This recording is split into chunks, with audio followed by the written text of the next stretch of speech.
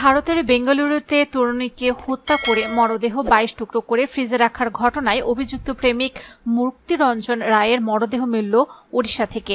পুলিশের ধারণা আত্মহত্যা করেছেন তিনি। বুধবার ওড়িশার ভদ্রক জেলায় একটি গাছ থেকেও ওই ব্যক্তির ঝুলন্ত দেহ মিলেছে। তিনি নিহত তরুণীর সহকর্মী ও প্রেমিক ছিলেন। দেশটির সংবাদ মাধ্যম জানিয়েছে, অভিযুক্ত মুক্তিরঞ্জন রায় বুধবারই পণ্ডিতের নিজের গ্রামে পৌঁছান এবং বাড়িতেই ছিলেন। পরে রাতে প্রতিবেশীরা তার ঝুলন্ত দেহ খুঁজে পায়। এর আগে গতকাল বেঙ্গালুরুতে এক কামরার একটি ফ্ল্যাট থেকে মহালক্ষ্মী নামের ওই তরুণী 22 টুকরো করা মরদেহ উদ্ধার করে পুলিশ। ফ্রিজের মধ্যে অন্তত 2 সপ্তাহ ধরে পড়ছিল তার দেহবাংশ। বেঙ্গালুরুর ভিয়ালি কাভাল এলাকায় একটি এক কামরার ফ্ল্যাটে থাকতেন তিনি। মহালক্ষ্মী একটি শপিং মলে কাজ করতেন। 2023 সালে স্বামীর সঙ্গে বিচ্ছেদের পর কর্ণাটকের রাজধানী বেঙ্গালুরুতে থাকতে শুরু করেন তিনি। সে সময় থেকে ওই সহকর্মীর সঙ্গে তার সম্পর্কের শুরু।